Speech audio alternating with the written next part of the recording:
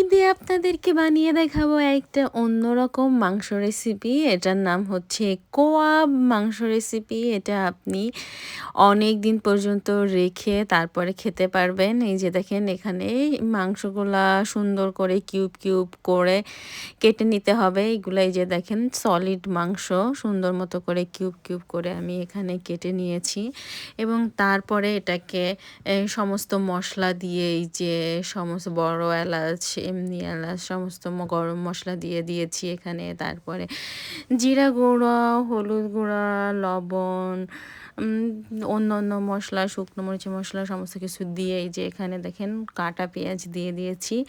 সুন্দর মতো কাটা পেঁয়াজ দিয়ে এখানে হাতে মাখিয়ে সুন্দর মতো করে হাতে মাখিয়ে নিয়েছি। হাতে মাখানোটা ভেরি ইম্পর্ট্যান্ট। তো আমি এখানে গ্লাভস পরে নিয়েছি। হাতে সুন্দর মতো করে মাখিয়ে জাস্ট একটু হালকা একটু পানি দিয়ে হাতটা ধুয়ে ওর ভেতরে অল্প কিছু পানি দিয়ে দিলাম এবং এই যে এখানে সুন্দর মতো করে রেস্টে দিয়ে দিয়েছি।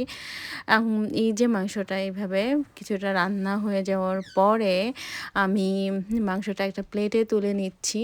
সুন্দর করে সমস্ত মাংস তুলে নিচ্ছি। আর ওই যে মাংসের যে ঝোলটা আছে না, এই ঝোলটা আপনি কিন্তু ভাতের সাথে খেতে পারবেন। এই ঝোলটা আলাদা পাত্রে রাখতে পারেন।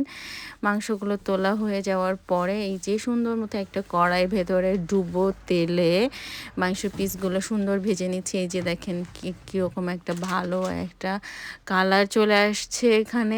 কালারটা কিন্তু দেখতে অসম্ভব ভালো লাগছে। আমার তো অনেক ভালো লাগতেছে। এই এক পিস পিস করে করে মাংসগুলো সুন্দর মতো করে এপাশ ওপাশ করে ভেজে নিচ্ছি। আর সব থেকে মজার কথা হলো এই মাংসটা আপনি অনেক দিন সংরক্ষণ করে খেতে পারবেন।